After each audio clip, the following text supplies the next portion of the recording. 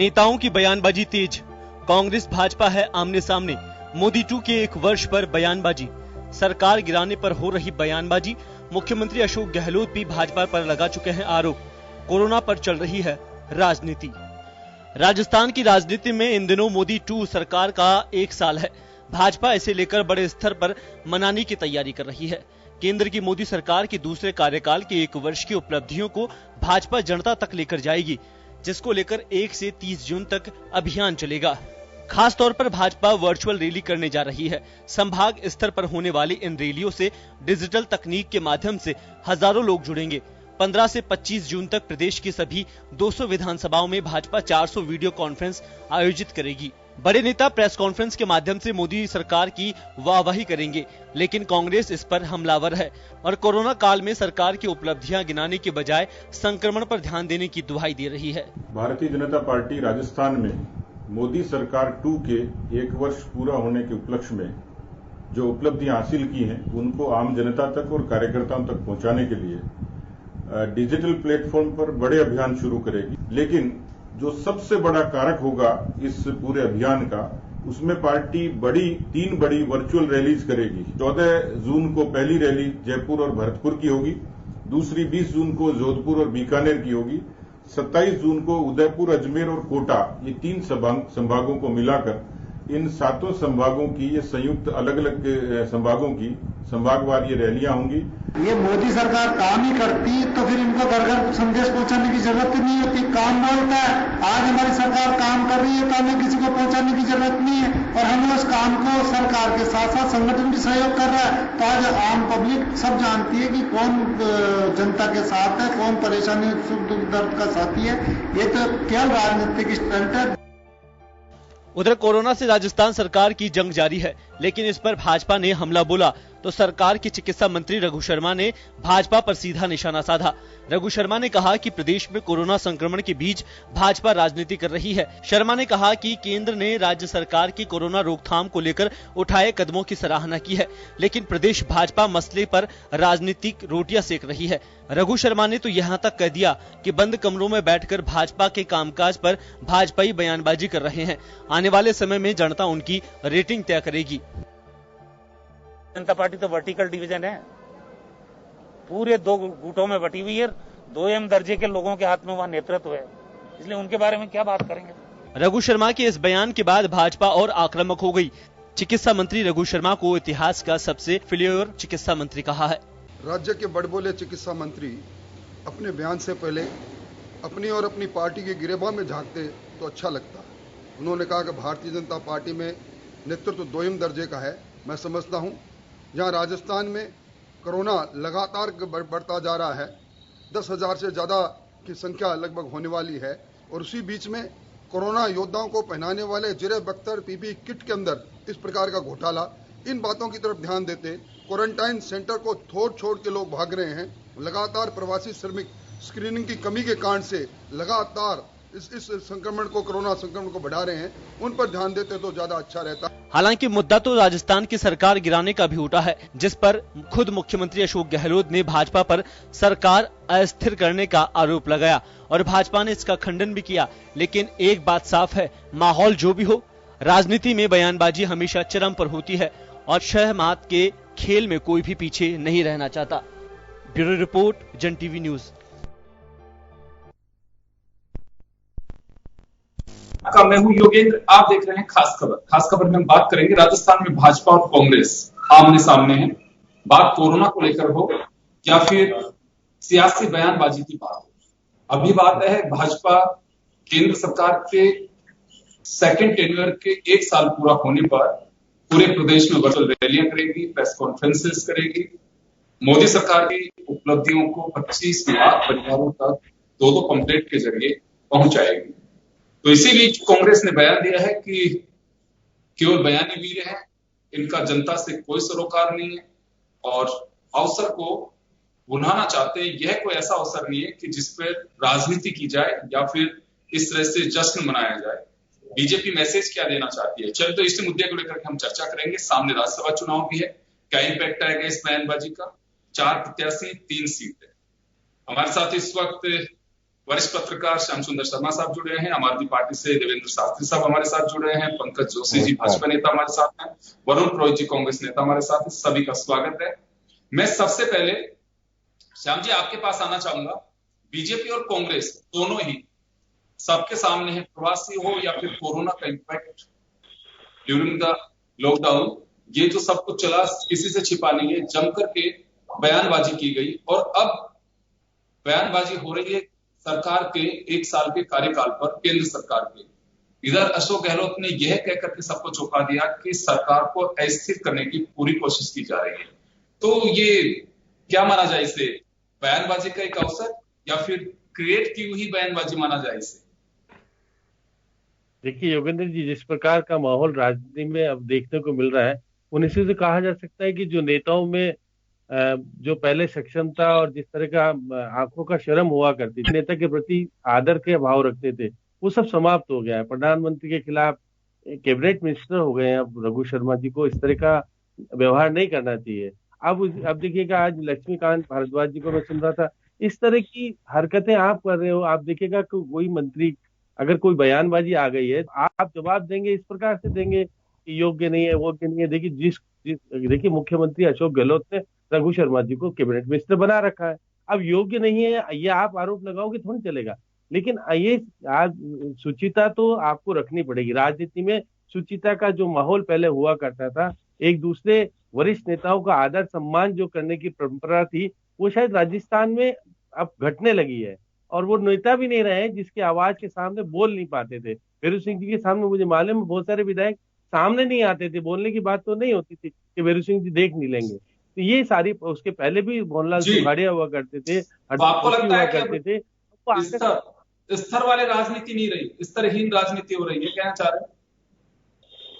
देखिएगा कि अशोक गहलोत बड़े नेता हैं और उनके बेटे समान राजनीति में आ गए हैं, क्योंकि वो अब उनका समय काफी हो गया है। अब उनके प्रति जिस प्रकार का भावना जिस प्रकार की बोली जा रही है, वो ठीक नहीं कहा जा सकती। सेकंड पारी के नेता अब पार्टी को संभालने लगे हैं। अब राजस्थान में अब देखिएगा कि सचिन पायलट भी सेकंड पारी के हैं, आपके सतीश पूनिया भी सेकंड पारी के हैं, और जो मुख्यमंत्री हैं वो उस पारी से आगे वाले हैं, बड़े नेता रहे हैं। मैं वापस लौटूंगा आपके पास, मैं वापस आपके पास आऊंगा। मैं देवेंद्र शास्त्री साहब के पास में जाना चाहूंगा। शास्त्री जी, आपकी पार्टी ने भी यहाँ पे अपनी जगह बनाई है और चुनावी तैयारी कर रहे हैं आप लोग आने वाले दिनों में स्थानीय निकाय के लिए। जैसे आप लोगों ने घोषणा की है, आपकी पार्टी को फॉर्म किया, आपने स्थानीय निकाय पूरी एक वो बना चुके हैं राजस्थान की। लेकिन बीजेपी और कांग्रेस दोनों की बयानबाजी इस वक्त ये कहें कि चरम पे कहें, राजनीति में चरम कुछ नहीं होता है, लेकिन फिर भी ये कह सकते हैं कि तीखे बयान चल रहे हैं। तो राजस्थान की राजनीति में किस तरह से देखते हैं आप इसे? देखिए, ये जो पूरा माहौल है राजनीति का, ये भारतीय जनता पार्टी के और आरएसएस के पॉलिटिकल इन्फ्लुएंस बढ़ने के बाद का डेवलपमेंट है। आप श्याम जी जिस सूचिता की बात कर रहे हैं, वो सूचिता कहीं है नहीं। नेशनल लेवल पे, राष्ट्रीय स्तर पर राजनीति का स्तर उसी लेवल पर गिर गया है जितना कि राजस्थान में गिरा हुआ है। तो ये भारतीय जनता पार्टी के उद्भव के बाद का डेवलपमेंट है। इवन भारतीय जनता पार्टी के आप अगर पूरे ओवरऑल कैरेक्टर को देखेंगे और पूरे ऑपरेशंस को देखेंगे, तो यही मैसेज है कि अब कोई लिमिटेशन नहीं है, कोई सूचिता नहीं है। जो विरोधी है उसको ध्वस्त कर दीजिए, चाहे गाली निकालना पड़े, चाहे जो करना पड़े। तो इसलिए शास्त्री साहब, लेकिन गिरावट केवल बीजेपी में, शास्त्री साहब क्या एक सवाल है मेरा, शास्त्री साहब एक सवाल है मेरा, गिरावट केवल बीजेपी में? देखिए, गिरावट बीजेपी में है, पब्लिक में है और कांग्रेस में भी है, और दूसरी पार्टियों में भी आप गिरावट देख सकते हैं। लेकिन ये देखिए, जो लीडिंग पार्टीज होती हैं वो अगर अच्छे व्यवहार करेंगी तो जनता भी अच्छा व्यवहार करेगी, दूसरी छोटी पार्टियां भी अच्छे व्यवहार की आप आशा कर सकते हैं। लेकिन जब लीडर ही अगर खोखला हो जाए तो फिर आप दूसरे लोगों से कोई अपेक्षा नहीं रख सकते। इसलिए भारतीय जनता पार्टी और कांग्रेस की ये जिम्मेदारी है कि वो एक अच्छे माहौल को पैदा करें और देश को डेवलपमेंट की तरफ ले जाएं। ये घटिया राजनीति, ये आरोप और ये गाली गलौज, ये हल्के शब्दों का इस्तेमाल इन लोगों को छोड़ना चाहिए।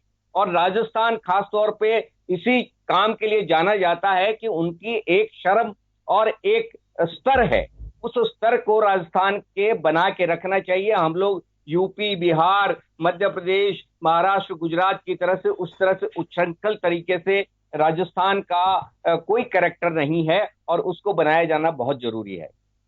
जी पंकज जोशी जी, आपके पास आना चाहूंगा। कोरोना से दुनिया जूझ रही है इस वक्त। एक सवाल खड़ा होता है कि ऐसा क्या जश्न मनाने की बीजेपी को पड़ी हुई है कि 1 साल सरकार का, 5 साल का वक्त मिला है, जनता ने चुनकर के भेजा है, इतना अच्छा आप लोगों को माहौल मेजोरिटी दी है, तो ऐसे क्या लालसा है, क्या उत्साहित है बीजेपी की 1 साल के जश्न को मनाने के लिए रैलियां की जाना, पंपलेट बांटना? सवाल ये प्रतिपक्ष के जो आपके विरोधी दल हैं वे ये उठा रहे हैं कि ये कोई अवसर नहीं है, ये सेवा का अवसर है, दुनिया जूझ रही है इससे, लेकिन बीजेपी सिर्फ अपने माहौल को बनाने में लगी हुई है। देखिए योगेंद्र जी, पहले तो जो है साथ ही साथ का जवाब दे दूं कि भारत में उन्होंने कहा कि बेसिकली राजस्थान जो है जिन प्रदेशों का नाम देके उच्छृंखला नहीं। मैं कह रहा हूं देखिए भारत पूरा देश है और ये एक देश है, इसमें ये जो बांटने का जो तरीका है, उच्छृंखलता और ये जो चीजें हैं, इनको कम से कम आपको एक बार देख करके बोलना चाहिए। और कम से कम जो है आपने तो दिल्ली को देखा है। योगेंद्र जी बोला नहीं, प्लीज एक बार मुझे सुन लो, उसके बाद बोले, मैं बीच में नहीं बोला इनके। तो मैं कह रहा हूँ लोगों ने दिल्ली को भी देखा, दिल्ली की जो है शाहीन बाग को भी देखा, पूरे देश ने ही नहीं पूरे विश्व ने देखा कि कैसी कैसी स्थितियां बनी, लेकिन वो देश के मामला था। मैंने कभी नहीं कहा कि दिल्ली का अकेले का मामला था। देखिए फिर पहली चीज, दूसरी बात आपने कहा कि ये जश्न, देखिए जश्न नहीं है किसी भी रूप में, जो है जश्न के लिए जो है किसी भी रूप में नहीं कहा गया कि इसको जश्न के रूप में मनाइए, लेकिन कोई ना कोई चीज जो इतने टाइम तक 2 महीने से जो है पैंडेमिक चल रहा है, जिस तरीके के हालात चल रहे हैं, लगातार ये आ रहा है कि भाई देश जो है रुका हुआ सा है। तो मैं कह रहा हूं इसके अंदर यदि ऑनलाइन से ये पॉजिटिविटी आती है, वर्चुअल रैलीज होती हैं, जो काम किए हैं उनको जो उससे पॉजिटिविटी लाई जाती है, प्रत्येक पार्टी का काम है। मैं कह रहा हूं कि आज आप लगातार जो चीज कर रहे थे, आपने क्या बेसिकली मुख्यमंत्री जी ने होर्डिंग भी नहीं लगा रखे जयपुर में, अब उन्होंने जो काम किया उनकी होर्डिंग लगा रखे हैं ना, क्यों लगाने की आवश्यकता थी क्या? लेकिन ठीक है उन्होंने काम किया, लगाया, होर्डिंग लगे हुए हैं, बहुत सारी जगह लगे हुए हैं, बहुत गरीब को खाने से लेकर के दवाई से लेकर के बाकी होर्डिंग लगे हुए हैं, पूरी साइड बंद है। तो मैं कह रहा हूं कि ये पार्टी का, लेकिन वो पार्टियां वो काम करें भी। आज जिस तरीके से मैं कह रहा हूं कि राजस्थान में जब कहा गया कांग्रेस पार्टी ने कि भीलवाड़ा मॉडल, लेकिन आप देखिए कि भीलवाड़ा मॉडल जो है जयपुर आते आते जो है फिट हो गया, और केवल जबकि हमने कहा उसमें केवल एक गलती के कारण, एक जो है एरिया कंटेनमेंट जोन था, उस गलती के कारण जो है पूरा का पूरा जयपुर शहर और पूरा राजस्थान जो है लगातार जो है जूझ रहा है। तो मैं कह रहा हूं कि ये जो चीजें हैं इनसे कहीं ना कहीं, और हमारी क्या बात है पंकज जी, सिर्फ एक जगह की वजह से, पर्टिकुलर एक एरिया की वजह से पूरा राजस्थान सफर कर रहा है? नहीं, जयपुर तो कर ही रहा है ना, जहां राजधानी में सीएम बैठते हैं, जहां राजधानी में पूरा मंत्रालय बैठता है। आपने स्थिति देखी, मैं कह रहा हूं जयपुर में पहला केस कब आया जी, और जयपुर के लगातार जो केस स्टडी करना करेंगे आप, तो सारे केस यदि आप केस स्टडी करेंगे, एक भी केस यदि जयपुर में उस जगह के अलावा कहीं बाहर से डायरेक्टली आया हो तो मुझे बता देंगे साहब ये केस बाहर से आया था। टोटल जो है 18 आदमी शुरू में बाहर निकले और 18 जगह जो है बनी, 18 के बाद जो है वो जगह लगातार बढ़ती गई, और एक टाइम ऐसा आया कि जब जयपुर का कोई भी कोना, कोई भी थाना ऐसा नहीं रहा जो कर्फ्यू नहीं रहा हो। मुहाना मंडी से लेकर के, दूध से लेकर के सारी जगह तक आप पहुंच हुई आपकी जी। तो आपका कहना है कि सिर्फ एक पर्टिकुलर एरिया की वजह से, वहां से जो लोग संक्रमित होकर के निकले, आपका यह आरोप है, उनकी वजह से पूरे जयपुर शहर को सफर करना पड़ा? उसको आप नहीं कर पाए। आपने खाली जो आपने सेवा की बात की ना, देखिए सेवा के साथ में भी आपको सावधानियां बरतनी थी, लेकिन आपने कहीं ना कहीं वो सावधानियां आपने जो है हटाई, और जो लोग कर्फ्यू ग्रस्त थे पूरा 4 दीवारा, उसमें से साइकिल से कानोता से व्यक्ति आ जाता है। आप देखिए कि जो है खोनागोरियन से जो है साइकिल से व्यक्ति आ जाता है, साइकिल से जो है वो व्यक्ति जो है तो आपका सीधा आरोप यह है कि पर्टिकुलर एक एरिया में सरकार ने जानबूझ करके और उन लोगों को फ्रीडम दी, कर्फ्यू के मायने को साइडलाइन कर दिया गया, ये कहना चाह रहे हैं? शक्ति रखनी चाहिए थी, जो शक्ति भीलवाड़ा में आपने रखी, जो सुझाव जो चीजें भीलवाड़ा में रखी, यदि वैसी की वैसी चीजें वहां पर रखते, तो मैं कह रहा हूं इसमें सफर के लिए के पास जाना चाहूंगा। पूरे जयपुर ने किया। मैं बात कर रहा हूँ वरुण जी के पास जाना चाह रहा हूँ, वापस आ रहा हूँ वरुण पुरोहित जी के पास जाना चाह रहा हूँ। पुरोहित जी, आपने सुना अभी पंकज जोशी जी को, लेकिन कांग्रेस ये कह रही है, पंकज जी से मैंने जवाब लिया कि ये कोई जश्न का वक्त नहीं है, लेकिन मैं आपसे भी जानना चाहूंगा कि कांग्रेस के पास में कोई तोड़ है कि अवसर अगर बीजेपी बुना रही है तो आप लोग भी कुछ कर सके? योगेंद्र जी, सबसे पहले मैं तो शास्त्री जी की, श्याम जी की बात का समर्थन करूंगा कि राजनीतिक शुचिता बहुत लो लेवल पे आ गई, पिछले 5-6 साल में ही आई है। जो party with the difference BJP हुआ करती थी अडवाणी जी के टाइम, वाजपेयी जी के टाइम, वो समाप्त हो गई, क्योंकि लीडिंग पार्टी है, ये इन्हीं का रूल है पूरा, एक छत्र एक तरह से। कांग्रेस तो 4 राज्यों में ही है, तो इनको ज्यादा राजनीतिक शुचिता का ध्यान रखना चाहिए था, वो नहीं रख रहे हैं, इसलिए स्तर थोड़ा गिर रहा है राजनीति का। अब आज पर्यावरण दिवस है, तो मैं शुभ भगवान से प्रार्थना करूंगा कि राजनीति का पर्यावरण भी थोड़ा सुधार आए, इनमें सद्बुद्धि आए। बीजेपी वालों में तो गंदे गंदे कमेंट करना बंद करें, सोनिया जी पे, राहुल जी पे, प्रियंका जी। अब आप बात कर रहे थे अभी इनकी प्रोपोगंडा की, प्रचार की। अब ये आप ही देखिए, आपको भारत में वरुण जी, रघु शर्मा जी की बात नहीं बताई इन्होंने। योगेंद्र जी, अभी रघु शर्मा जी के लिए बोलने लगे, इन्होंने तो टोक दिया, शास्त्री जी को टोक दिया, मुझे क्यों टोक रहे हो बीच में आप? मैं तो नहीं टोका आपको बीच में, आप बोल लेना, आपकी बारी आए। नहीं वरुण जी, मैं ये कहना चाह रहा हूँ, वरुण जी मैं ये कह रहा हूँ आपसे कि आपको भी सिर्फ 3 ही की चिंता है कि बस वो साफ रहने चाहिए, बाकी कोई दिक्कत नहीं है, किसी को भी गाली दे लो। 3 को चिंता है, मैंने तो अटल जी अडवाणी जी का भी नाम लिया, वो तो हमारी पार्टी के नहीं है, मैं तो सभी की बात कर रहा हूँ। पर इनका अटैक जो है ना बीजेपी वालों का, उन 3 पे ही रहता है। गांधी परिवार दिन भर पर ही करते रहते हैं, जैसे इनको कोई खाना ही हजम नहीं होता, और डाइजेशन की गोली वही हो इनकी। मैं उस पर नहीं जा रहा। राजनीतिक शुचिता की बात शास्त्री जी ने, वरिष्ठ पत्रकार रहे, उन्होंने करी, श्याम जी ने करी, उस पर जा रहा था। अब आप बात, जो टॉपिक हमारा था, ये क्यों वर्चुअल रैलियां कर रहे हैं? इसलिए कर रहे हैं कि रियल में आ ही नहीं सकते जनता के सामने। आज इकोनॉमी ध्वस्त कर दी, अभी 21 लाख करोड़ 20 लाख करोड़ का प्रचार कर रहे थे, आज ही इन्होंने कह दिया भाई योजनाएं सब बंद हो जाएंगी, हमारे पास तो इतना ही पैसा है। अरे भाई, राजनाथ सिंह जी, नितिन गडकरी सच बोलते हैं, वैसे उनको बना लो प्रधानमंत्री, पर ये नहीं बनाएंगे, इनके तो सिस्टम ही अलग है पार्टी का। मैं समझना भी नहीं चाहता ऐसी पार्टी का सिस्टम। अब आप जो बात कर रहे हो, आप बताओ किस बात का ये जश्न मना रहे हैं? 1 साल का बिहार का चुनाव आ रहा है सर पे, अक्टूबर में चुनाव होने वाला, 29 नवंबर को उसका पूरा हो रहा विधानसभा सत्र, तो अमित शाह जी 7 तारीख से पहले वहां रैलियां करेंगे, वर्चुअल रैली। अरे भाई, आप लॉकडाउन खत्म करके रियल रैली करो ना, दम है तो। आपके 56 इंच का सीना था, क्यों नहीं जा रहे हो आप? मजदूर कट के मर रहे हैं बेचारे, उनकी क्या परेशानी देखो, कितने करोड़ों लोग भूखे नंगे, आज 19 करोड़ आज भारत का भूखा सो रहा है।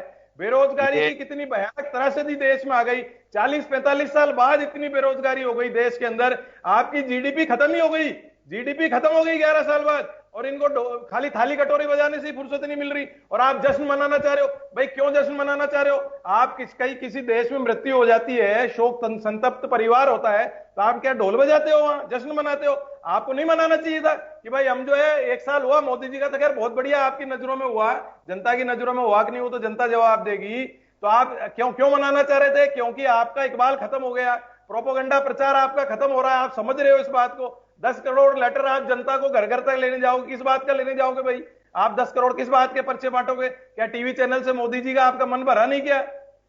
जी चलिए, लेकिन एक सवाल का जवाब और दीजिए मुझे। कांग्रेस ये क्यों कह रही है कि भाजपा जोड़ तोड़ करके राजस्थान की सरकार को अस्थिर करना चाहती है? ऐसा क्यों लग रहा है आप लोगों को? योगेंद्र जी, आपने देखा होगा गुजरात के 2 एमएलए ने तोड़े, आज एक और तोड़ा। भाई आपको ऐसा क्या डर हो रहा है दूसरी पार्टी के एमएलए तोड़ते हो? मध्य प्रदेश का तो सीन पूरे दुनिया में थू हो गई, इनकी किडनैप करके ले गए, बीजेपी कह रहा है कि आ जाएगा, इनके सांसद उठा के ले जाएगा, तो शामिल कर चुके हो क्या? रिपीट करें। बीजेपी का यह कहना, सतीश ये बात कह रहे हैं कि आप तो पूरी बीएसपी को ही कांग्रेस में शामिल कर चुके हैं। नहीं, बीएसपी को शामिल क्या किया? वो तो 6 विधायक खुद ही कांग्रेस बैकग्राउंड के थे, खुद आए, कांग्रेस ने थोड़ी शामिल किया उनको। ये तो तोड़ के ले जा रहे हैं, हमने कोई प्रलोभन देके थोड़ी भाई 6 में से 2 तोड़ लिए कि 1 तोड़ लिए, ये तो उठा के ले जा रहे हैं, किडनैप दिला रहे हैं, जो खत्म ही हो रहा है। देवेंद्र शास्त्री जी कुछ कह रहे हैं, देवेंद्र जी कुछ कहना चाह रहे हैं। उन एमएलए को मंत्री बना रहे, खुद के 20-20 साल से जो एमएलए उनको मिनिस्टर नहीं बना रहे। वरुण जी वापस आऊंगा, शास्त्री जी कुछ कहना चाह रहे हैं। मैं ये कहना चाह रहा था कि देखिए, कोरोना का महामारी का अभी हमारे देश से कोई विलोप हुआ नहीं है, और वो लगातार बढ़ रही है। ऐसे माहौल में जब कोरोना बहुत तेजी से देश में बढ़ रहा है, हर स्टेट में बढ़ रहा है। हमारे यहाँ पे कोई घट नहीं रहा है, राजस्थान में घट रहा हो ऐसा तो है नहीं। लगभग सारे जिले जो है उसमें आ गए हैं जद में। और ऐसे में जो जिस तरह की राजनीतिक गतिविधियां ये दोनों पार्टियां चला रही हैं, ये बड़ा अफसोसजनक है। जनता को राहत देने की बजाय जनता के लिए ये मुसीबतें खड़ी कर रही हैं। दोनों पार्टियों की मैं मानता हूं इसके अंदर गलती। सेंट्रल गवर्नमेंट फेल रही है पूरी तरह से कोरोना को के मामले में पूरे देश को गाइड करने में। वो शुरू से लेके गलतियां हुई, और राजस्थान में भी स्टेट गवर्नमेंट ने, इसमें कोई डाउट नहीं कि कोशिश पूरी ईमानदारी से हर स्टेट ने की है, इवन बीजेपी के स्टेट्स ने भी दूसरे राज्यों में की है। लेकिन हमारे देश और हमारे राज्यों के पास रिसोर्सेज नहीं है। ये पहले दिन से पता था कि हम लोग इसको काबू नहीं कर पाएंगे, लेकिन हम लोगों ने इसमें हिंदू मुसलमान किया और अपने पास जो रिसोर्सेज थे उसको इस्तेमाल किए बगैर पूरे देश को इस महामारी में झोंक दिया। अभी शर्म आनी चाहिए, इस तरह की गंदी राजनीति में पड़े हुए हैं। देश मरता जा रहा है, आर्थिक रूप से हम बर्बाद बैठे हुए हैं और ज्यादा हालत खराब होने वाली है। और उसमें जो है ये क्या पता नहीं किस तरह के ढोल बजाना चाहते हैं और किस तरह के जश्न मनाना चाहते हैं। अभी तो अगले 4-6 महीने तक इस देश की और इस जनता को संभालने की आवश्यकता है। बहुत सारी आत्महत्याएं और भूख से मौतें होने वाली हैं जो हालात चल रहे हैं उसमें। तो अभी जो किया जा रहा है ये बड़ा अफसोसजनक है। मैं ये कहना चाह रहा था। मैं लौटूंगा आप लोगों के पास में। मैं श्याम सुंदर शर्मा साहब के पास में जाना चाहूंगा। श्याम जी, आपके पास आना चाह रहा हूं। आपने सुना, अभी बीजेपी को भी सुना, कांग्रेस को भी सुना और शास्त्री साहब को भी सुना। मैं आपसे जानना चाहूंगा कि वर्चुअल रैली करना, बीजेपी कह रही है कि चलिए इससे कार्यकर्ताओं में एक देश में मैसेज जाएगा कि हम लॉकडाउन के साथ साथ अपना काम भी कर रहे हैं। ये सरकारें पहले भी कह चुकी हैं कि अब जीवन इसी तरह से जीना होगा। आप व्यापार शुरू कर सकते हैं, आप दिनचर्या को पटरी पर लाने की कोशिश कर रहे हैं। तो राजनीतिक दल क्यों ना आए अपनी पटरी पे? उनको रैली भी करने का अधिकार है, वो अपनी इलेक्शन की तैयारी भी कर सकते हैं, वो अपना जश्न भी मना सकते हैं। ऐसा राजनीतिक दलों का दावा है। पर्दे के पीछे की बात ये कहते हैं, सामने कोई नहीं आना चाहता, लेकिन कहना ये सब चाहते हैं कि राजनीतिक दल क्या गुनाह कर रहे हैं, वो क्यों नहीं कर सकते ऐसा काम? देखिए योगेंद्र जी, क्योंकि प्रधानमंत्री नरेंद्र मोदी तो सोशल मीडिया के माध्यम से प्रधानमंत्री बने, क्योंकि जब वो गुजरात में मुख्यमंत्री हुआ करते थे उनका प्लेटफॉर्म ही पूरा सोशल मीडिया और सब कुछ करके वो कार्यकर्ताओं को जोश भी सोशल मीडिया के माध्यम से बढ़ते थे। आप देखा होगा आपने। उसके बाद जिस प्रकार से प्रशांत किशोर को काम में लिया और जो कुछ राजनीति में नयापन आया, और वो प्रशांत किशोर फिर राहुल को भी तरजीह दे गए, फिर कैप्टन को भी दे गए, और उसके बाद अब खुद नीतीश कुमार के साथ खड़े हैं। तो ये सारी राजनीति परिप्रेक्ष्य में, क्योंकि अपनी उपलब्धियों को गिनाने के लिए, क्योंकि देखिए कि जब उपलब्धियां इसलिए गिनाई जाती है कि आपने बहुत बड़े काम नहीं किए। अब देखिए मैं देख रहा था कि एनपीए जो आप देखिएगा 80 लाख करोड़ का ऋण दिया था पंकज जी, क्योंकि सीए हैं ये बहुत अच्छे से समझते हैं। उसमें से 12-13 लाख करोड़ का एनपीए हो गया, और उसमें 7.5 लाख करोड़ का तो पब्लिक बैंकों के माध्यम से, जो कि आपके राष्ट्रीयकृत बैंक है, और 1 लाख करोड़ है गैर सरकारी बैंक। तो 8 लाख, और अभी 2.5 लाख करोड़ का और एनपीए बढ़ने वाला है। इसको समाप्त करिए, राइट ऑफ कीजिएगा, ये सारी चीजें कह रहे हैं। और आप अपना प्रचार प्रसार करने के लिए, क्योंकि 80 लाख तो राजस्थान में शायद मेंबर, पंकज जी आपको याद हो तो मिस कॉल वाले हैं आपके। अब फिर आप कह रहे हैं कि हम 25 लाख लोगों तक जाएंगे किस वर्चुअल माध्यम से, तो आपके 80 लाख लोग कहाँ गए? वो तो आइडेंटिफाई नहीं है। इसका मतलब तो वो तो आपने मिस कॉल वाले बनाए जो मिस हो गए। तो इसलिए राजनीति में सवाल ये नहीं है। मैं तो ये आपसे जानना चाहता हूं कि क्या इस अवसर पे जब सब लोग पटरी पे आना चाहते हैं तो राजनीतिक दल वह भी आना चाहेंगे? इसमें कहीं को गलत है? देखिए, जब मुख्यमंत्री असल बात यह है कि राजनीतिक दलों की बेड़ा गर्क हो रहा है, ये नहीं और वो वापस अब मुख्यमंत्री जी यदि सांसदों और विधायकों से जिस प्रकार से मैराथन 2 दिन तक सोशल मीडिया के माध्यम से वापस लौटूंगा आप लोगों के पास में, और एक छोटे से ब्रेक के लिए वापस लौट रहा हूँ। एक छोटे से ब्रेक के लिए रुकेंगे, ब्रेक के बाद जल्द लौट।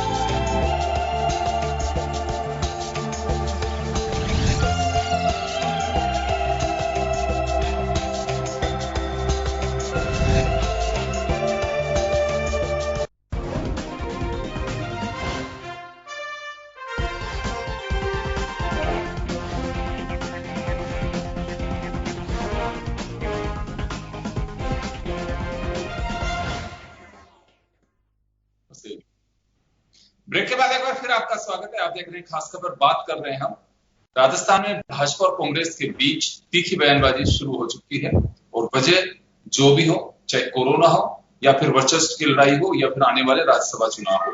पंकज जी, आपके पास आना चाहूंगा मैं एक बार। आपकी पार्टी पूरा जून महीना, चाहे पब्लिक के बीच सैनिटाइजर बांटने की बात हो, मास्क देने की बात हो या फिर जनता के बीच जाकर के और अपने कार्यकर्ता पम्पलेट्स बांटे या फिर वर्चुअल रैली करने की बात हो, यह एक बड़ा सवाल ये होगा कि प्रेस ब्रीफिंग की भी बात कही आपने कि पूरे प्रदेश में आपके कई नेता प्रेस कॉन्फ्रेंस करेंगे।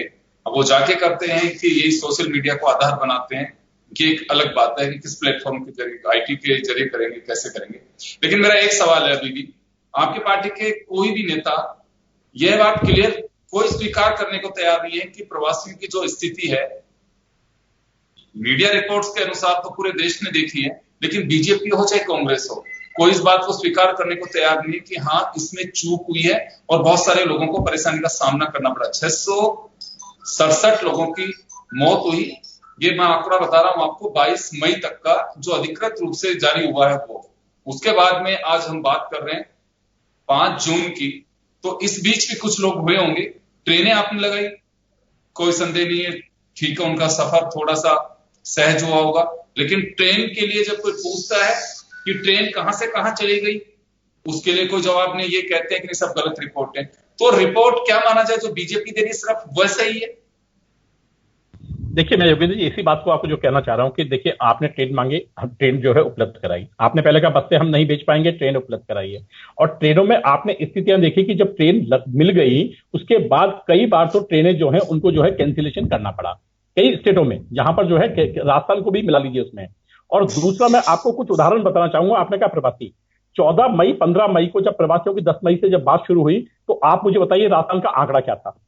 और राजस्थान का आंकड़ा जो है लाखों में था। आपके चैनल पे एक बार बात हुई जब वो था कि कुछ लाख लोग जो है वहां यहाँ आना चाहते हैं, कुछ लाख लोग जाना चाहते हैं, लेकिन आंकड़ा पहुंचा कहां पर? 16 लाख पर। और उसके अंदर जो है सरकार का ब्रीफिंग नोट है कि 5 लाख लोगों ने बाहर से आने से मना कर दिया गया। इट मींस आपका प्रत्येक जो है जो राज्य थे वहां पर एक एक आईएएस ऑफिसर और 2-2 जो है अदर ऑफिसर उनके साथ कोऑर्डिनेशन में लगाए गए थे। मैं कह रहा हूं उसके बाद क्या हुआ था भाई? उसके बाद आप एक आईएएस ऑफिसर, 2 उसके जो है सबऑर्डिनेट ऑफिसर जो कोऑर्डिनेशन में लगाए थे, उसके बाद भी जो है आपके पास आंकड़े नहीं थे। कई जगह जो है ट्रेनों के लिए जो है नंबर ऑफ पर्सन ज्यादा हो गए, कहीं जो है नंबर जो है पर्सन मिले ही नहीं। तो मैं कह रहा हूं कि ये जो गड़बड़ियां थी, क्योंकि जो प्रवासी रहता है, ये केंद्र को तो पता है नहीं कि भाई कौन प्रवासी कहां पर रह रहा है, लेकिन राज्यों को पता है कि उनके यहां से जो लोग रह रहे हैं वो बाहर कितने रह रहे हैं, किस डिस्ट्रिक्ट में कितने हैं। और ये बाकायदा पूरी जो है कैलकुलेशन की गई, लगातार जो है दिन और रात बैठ करके वॉर रूम के अंदर ये चीजें हुई और हम लगातार इसकी इंफॉर्मेशन लेते रहते। और मैंने स्वयं ने इस चीज को स्पेसिफिक कहा था कि इन लोगों में से जो आ रही हैं, क्योंकि आपने भी जो है वही काम किया था। पंकज जी, मैं तो एक बात जानना चाहता हूं सर, मैं एक बात जानना चाहता हूं आपसे कि चले सरकारों की चूक रही, भूल रही, मैं इसमें नहीं जाना चाह रहा। मैं तो ये इस बात को तो आप स्वीकार करेंगे कि जो रेला निकल करके गया, आप एक छोटा सा उदाहरण जयपुर का लीजिए। एक व्यक्ति, मैं बिल्कुल भिखारी नहीं कहूंगा उसको, लेकिन उसकी हालत ऐसी बन गई, चलते चलते पांव काले पड़ गए और उनका निधन हो गया। राजा पार्क के गुरुद्वारे के पास की बात है। वे प्रवासी थे, उनकी क्या स्थिति हुई होगी, कोई संभालने वाला नहीं। ये कुछ इस तरह के उदाहरण अंदाजा लगा सकते हैं कहां से आ रहे होंगे, कैसे जा रहे होंगे। बैल बेच करके अपने परिवार को, एक भाई बैल से जुड़ा हुआ है, अटैची पे लेकर के अपने बच्चे को चल रहे, ऐसे ऐसे दृश्य। आपको लगता है कि ये सब चीजें देश जवाब मांगना चाहता है, गवर्नमेंट से किसी की भी हो, हमें जवाब मिलने चाहिए उनके। सिर्फ हम ये यही कह रहा हूं ना, उसका दोस्त था, ये उसका दोस्त था। नहीं, मैं यही कह रहा हूं। मैं चलिए देखिए, मैं कह रहा हूं बाहर की इस सदी में ऐसे जो दृश्य हैं, ईश्वर करे दोबारा देखने की जरूरत ना पड़े। बहुत सारे लोग ऐसे कहते हैं कि 1947 में जो दृश्य देखे थे उसी के आसपास के दृश्य अब दिखाई दे रहे हैं। उस समय एक अलग तरह का भय था, आज एक अलग तरह का भय। लेकिन हम विश्व गुरु बनने की बात करते हैं, विकसित राष्ट्रों में शामिल होने की बात कर रहे हैं, और हम संभाल नहीं पा रहे देश की प्रजा को भी। ऐसा क्या था जब रैलियों के अंदर राजनीतिक दल 10 लाख जुटाने की कोशिश करते हैं, 5 लाख जुटाने की कोशिश करते हैं, पूरे संसाधन लगा देते हैं।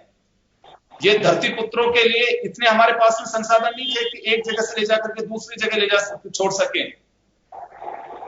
मैं देखिए योगेंद्र जी, मैं बिल्कुल बहुत ईमानदारी से कहना चाहता हूं आपको, मैं यही कह रहा हूं आपको कि ये स्थितियां जब बनी तो आप स्वयं देखें एक बार, मैं आपको यही कह रहा हूं कि 22 तारीख से पहले 21 तारीख को जो है राजस्थान में लॉकडाउन के लिए जो है पहले एक दिन पहले घोषणा आपने करी, हमने कहा बहुत ठीक किया, लेकिन आपने जो है लगातार क्या कहा कि किसी भी व्यक्ति को भूखा नहीं रहने देंगे राज्य में, और किसी भी व्यक्ति यदि कोई भूखा नहीं रहता और उसको यदि इस चीज की परवाह होती तो क्या कोई जो है अपना जिला छोड़ता, क्या कोई अपना राज्य छोड़ता? क्या 5 बिल्कुल छोड़ता नहीं आए हैं।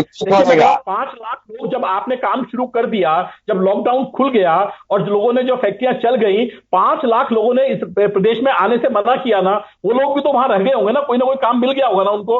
तो ये जो मैं कह रहा हूं कि इन चीजों में जो चीजें होनी चाहिए थी वो क्या रही? क्या पहली बात। दूसरी बात, आपके पास टोटल कहीं भी आंकड़े लगातार नहीं थे। मैंने आपको यही कहा कि जब भी लगातार बात कही, यदि हमने कभी बात की राशन के लिए, हमने कभी लगातार जो है इन चीजों के लिए, तो सरकार जो है कभी भी इन चीजों पे तैयार नहीं थी। तो मैं कह रहा हूं कि जहां प्रदेश से आप खुद देखें तो यदि यूपी का आप उदाहरण देखें तो वहां पर जो है कोटा के जो छात्र थे, कोटा को छात्रों को ले जाने के लिए आप देखिए वहां से बसें आई, एक एक व्यक्ति को उसके घर तक पहुंचाया था कि नहीं पहुंचाया था?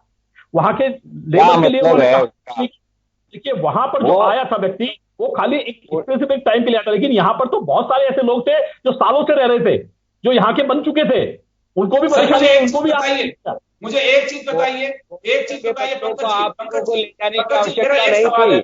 अब ये बताइए मेरे को कि आपकी सरकार ने भरोसा नहीं दिला पाए विश्व को, देखिए आप बार बार मुझसे आप दिल्ली की हालत देखिए, दिल्ली में तो आप कोरोना हवाई जहाज में लेकर आए थे हम लोग, कोरोना हवाई जहाज में लेकर के आए थे हम लोग कोरोना को। जिनको नहीं लाना चाहिए उनके लिए हमने गाड़ियां लगाई, बसें लगाई और हवाई जहाज भी लगाई, और जिनको असल में चाहिए प्रवासियों को भी ये कहते हैं कि आप भी जो अपने घर जाइए। क्यों जाइए घर? मैं कह रहा हूँ जो यदि काम यहाँ कर रहा था तो आपने क्यों नहीं कहा कि यहाँ पर काम करना चाहिए उसको? और बहुत सारे लोग थे, मैं आपको बता रहा हूँ, आपको बिहार से लेकर के लोग, मैं कहना चाहूंगा जो है तेलंगाना की, कि बिहार से स्पेशल ट्रेन जो छोड़ के आई थी प्रवासियों को, वो जो है मजदूर लेकर के वापस गई धान की खेती करने के लिए, गई कि नहीं गई थी?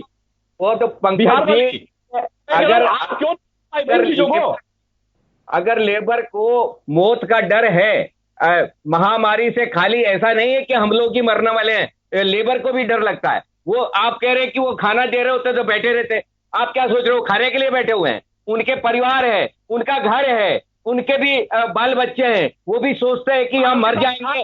घर पे अपने बच्चों को, अपने परिवार को साथ लेके चल रहे थे, वो अपना पूरा परिवार और बच्चों को साथ लेके चल रहे थे। और आपको मैं आप इसी वीडियो में बताता हूँ कि 10-15 तो ऐसे लोग थे जो गांव पहुंच करके गांव के बाहर रहे। पंकज जी, परिवार केवल बीवी बच्चे नहीं होते हैं, होते हैं, माता पिता भी हैं, बहन भाई हैं, बहुत सारे लोग, कुनबा होता है, वो हमारा परिवार होता है।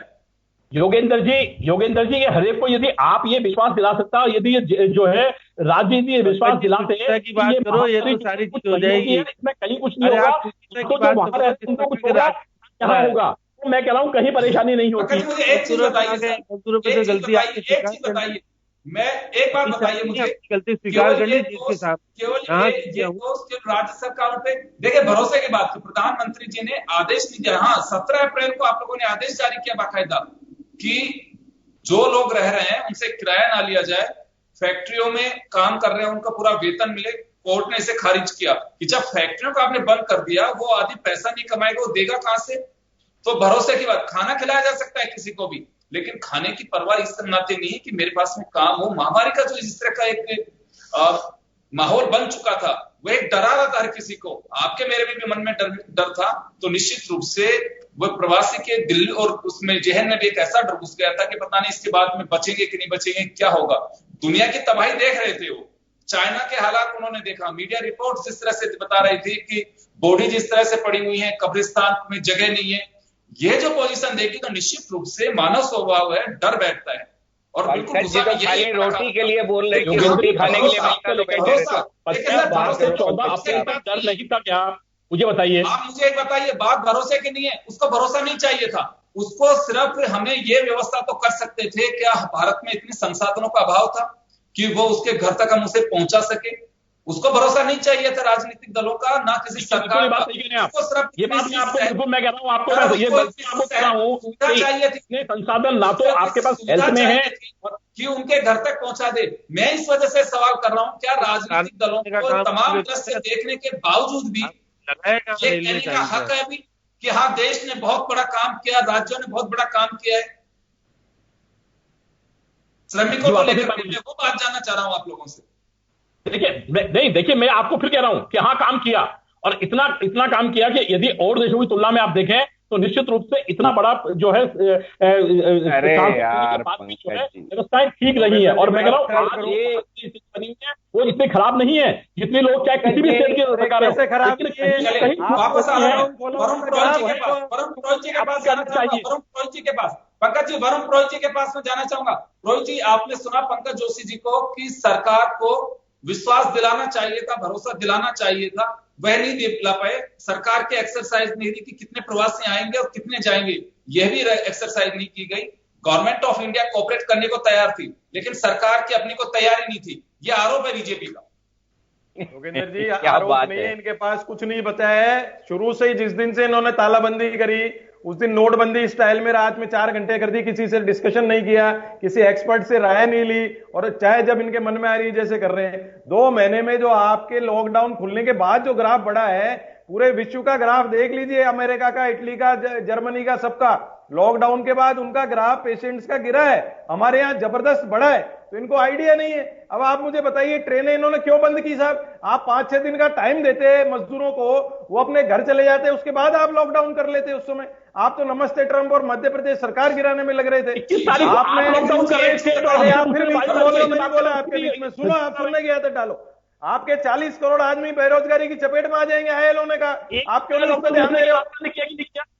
इसका मतलब अशोक गहलोत साहब जो है, अरे भाई अशोक गहलोत की तो तारीफ की है नरेंद्र मोदी ने। आप क्रिटिसाइज करो, आपका प्रधानमंत्री कर रहा है तारीफ। अशोक गहलोत साहब ने, और अभी आप मुझे बताओ, कल आप चुपचाप सुनो मेरी बात, कल आपने मजदूरों के लिए क्यों कहा, किसानों के लिए कि कहीं में भी जाकर अनाज सकते हैं अपना, कैसे नहीं चलेंगे? और सेकंड उन्होंने निजी वाहन भी बंद कर दिए। आप तो बात करें ट्रेनों की, तो है 1 बीघा 2 बीघा लग जाएगा। कुछ आप थोड़ा ज्यादा टाइम नहीं हुआ, 2 महीने है। पूरी पूंजीपतियों को सपोर्ट कर रही है। आप अमेंडमेंट कर रहे हो, लेकिन तो सस्पेंड कर दिया आपने। बात करते हो आप, क्योंकि क्या बात कर रहे हैं? आपने कल अमेंडमेंट कर दिया कि किसान कहीं भी हिंदुस्तान में अनाज बेच सकता है। कैसे बेचेगा छोटा किसान ले जाके? अरे मैं कह रहा हूँ आपने सर क्या कह रहा हूँ आपको, 22 तारीख को जनता कर्फ्यू था, 23 तारीख को आपने पब्लिक ट्रांसपोर्ट बंद किया, 24 तारीख को निजी भी बंद कर दिए। उसके बाद मुझे बताइए कैसे माल राज्य में, जिले में, मुझे बताइए तो सही। पंकज जी, आपके आरोपों का जवाब सुन लीजिए। पंकज जी आपके आरोपों का जवाब सुन लीजिए। 40% ऋण बढ़ा है विदेशियों का भारत के ऊपर, 40% भारत के ऊपर ऋण बढ़ गया 6 साल के अंदर। आपकी इकोनॉमिक पॉलिसी सही होती तो इतना कैसे ऋण बढ़ जाता भारत के ऊपर? तो बाद में देख लेंगे, ऋण तो चुका देंगे सर, जान चुका साहब आ गया क्या अभी होती है ना। लेकिन वरुण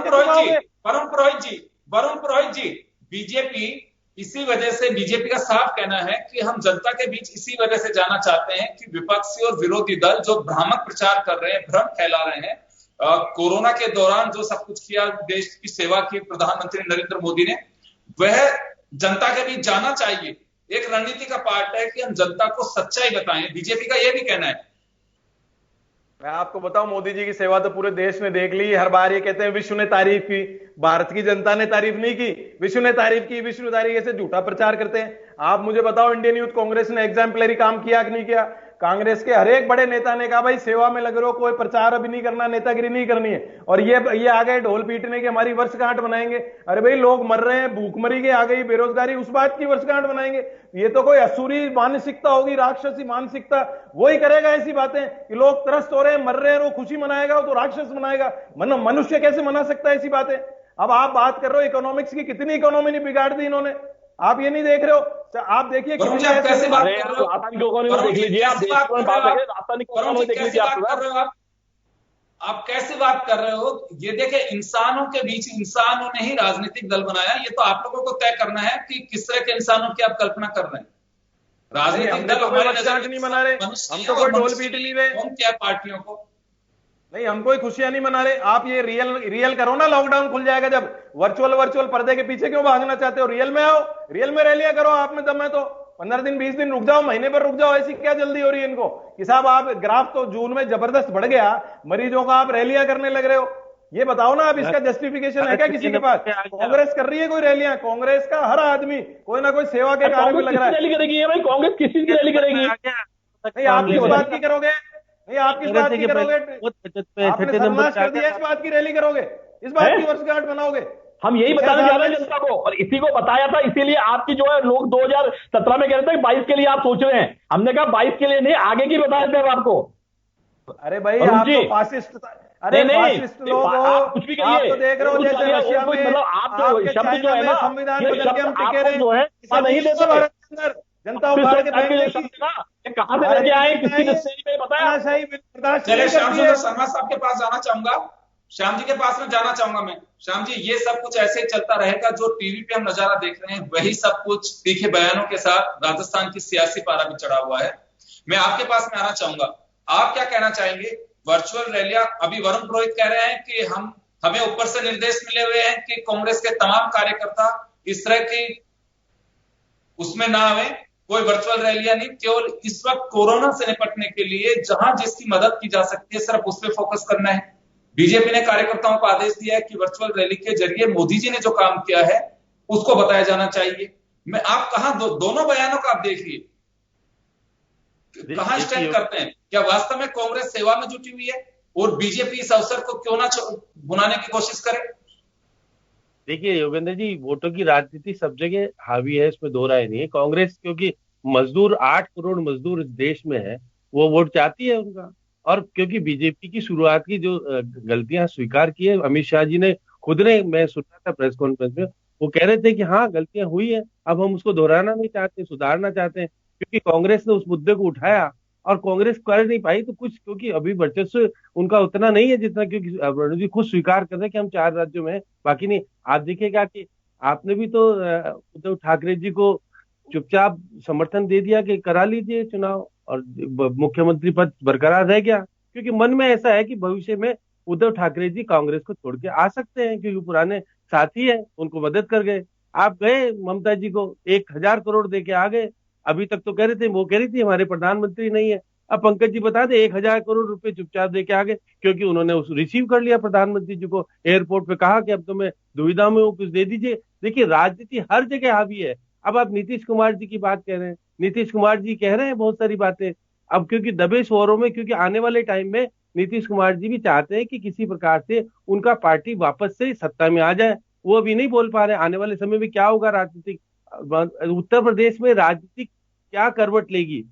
प्रियंका गांधी क्योंकि लेट उतरी, 2 महीने पहले उतरी थी, लोकसभा चुनाव में कुछ नहीं कर पाई, लेकिन वो क्योंकि पूरे सक्रिय रहेंगी तो निश्चित रूप से मोदी जी को और वहां पे आपके प्रधानमंत्री जी और मुख्यमंत्री जो है उत्तर प्रदेश के, उनके लिए दिक्कत होगी खड़ी। इसलिए निश्चित रूप से कहा जा सकता है हर राजनीतिक पार्टी अब लोग, मैं तो ये जानना चाह रहा हूँ सर, मैं ये जानना चाह रहा हूँ, 2 सवाल खड़े हुए हैं। वरुण पुरोहित जी से जब पूछा गया कि आप वर्चुअल रैलियां क्यों नहीं कर रहे हो, क्या आईटी का सिस्टम आप कांग्रेस का इतना मजबूत नहीं है?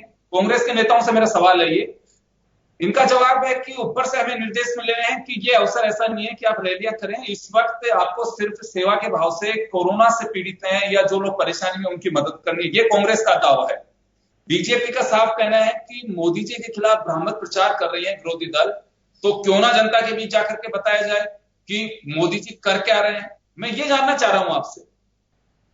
योगेंद्र जी, आप तो कुछ दिन पहले सुना कि कांग्रेस ने जो बीजेपी वसुंधरा जी आईटी को सुदृढ़ करके गई थी राजस्थान में, उसका उपयोग मुख्यमंत्री जी कर रहे हैं ना। वो मुख्यमंत्री जी अपना प्रचार अपने घर में बैठ करके करते हैं ना, पूरे प्रदेश के आपके देखिएगा, विधायकों से बात कर ली, सांसदों से बात कर ली, प्रधानमंत्री जी से भी बात करते तो अब दिल्ली जाना नहीं पड़ता, यहीं से बात करनी होती है, यहीं से बात हो रही है। सचिन पायलट बात कर रहे हैं तो जयपुर से ही कर रहे हैं। तो ये सारा परिवर्तन आ रहा, आने वाले समय में लोकसभा भी शायद इसी सोशल मीडिया के माध्यम से चलेगी, तो युग परिवर्तन की ओर है। और उसमें तो ये माना जा सकता है बीजेपी ने अवसर को भुनाया है। बीजेपी के सामने जब प्लेटफॉर्म इतना रेडी है वर्चुअल युग का, तो उसको बेनिफिट ले रही है, उसको कांग्रेस इसमें पिछड़ रही है, कह सकते हैं?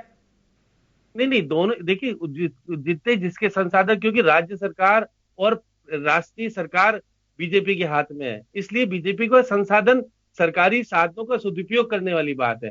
राजस्थान में कर रहे हैं ना मुख्यमंत्री जी सदुपयोग, ये बीजेपी, आप देखिए सतीश पूनिया जी और ये पंकज जी को दिक्कत हो रही है कि मुख्यमंत्री जी सोशल मीडिया का और साधनों का उपयोग करके अपनी पार्टी का और खुद का प्रचार कर रहे हैं पूरी तरीके से। वो भी जिस प्रकार से प्रचार थोड़ी कर रहे हैं श्याम जी भाई, अधिकारियों से बात करना, एमएलए से बात करना प्रचार है क्या? विपक्ष के एमएलए से ही बात कर रहे हैं। ये हमने कोई पर्चे नहीं बांटे, हमने कोई रैलियां नहीं करी, वर्चुअल जनता से थोड़ी कर रहे हैं। अधिकारी से तो बात करेंगे, 12-12 घंटे कर रहे हैं सुबह से शाम तक। अरे मैं तो कह रहा हूं मुख्यमंत्री जी को 2 की जगह 4 मीटिंग करनी चाहिए। चाहता हूँ, अरे भाई 12-12 घंटे कर रहे हैं सुबह से शाम तक। पूछो आप जाके, मेरा दोस्त है आईटी का हेड। अरे कर रहे हैं, आईटी का दोस्त है, आपसे पूछिए 2 दिन से टेक्नीशियन सैंपल जांच नहीं कर रहे हैं, आप ये बता दीजिए। पंकज जी, 2 दिन से सैंपल जांच नहीं हो रही है जयपुर में। आप जैसे ट्रेनें नहीं बता ट्रेनें कहीं जाना कहाँ है, जहाँ चली गई आपके जैसा मैनेजमेंट नहीं है। हॉस्पिटल में रेलें भटक गई, रेलें नहीं भटकी हमारे यहाँ पे, राजस्थान में कोई भटका नहीं है। और हमने प्रचार नहीं किया। आपने राजेंद्र राठौड़ को बीजेपी के परिंदे ठप्पे लगा के पानी परिंदों में पक्षियों को पानी पिला रहे हो, परिंदे में भाजपा का स्टिकर लगा के।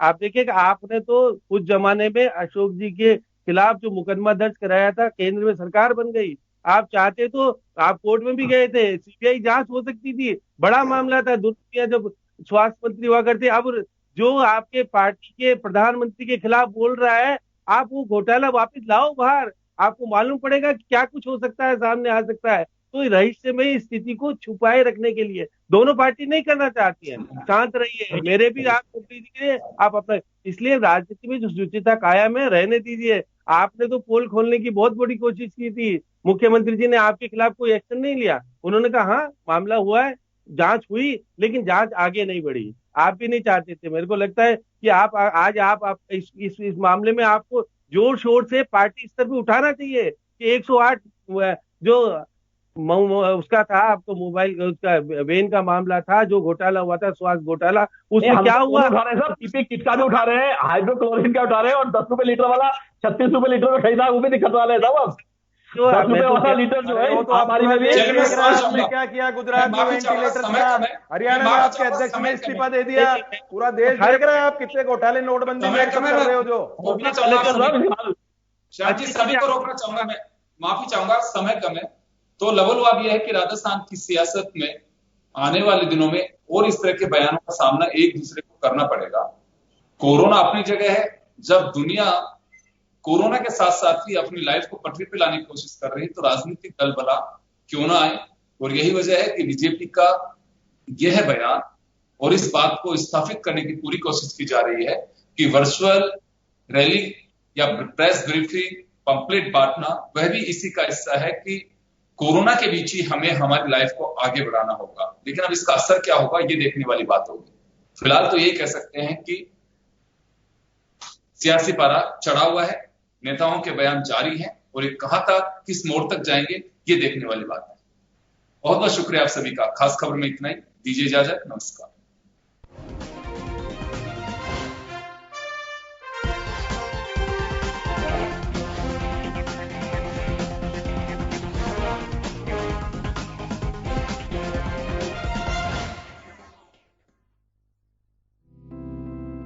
कुशल भारत की पहचान बन रहा है राजस्थान।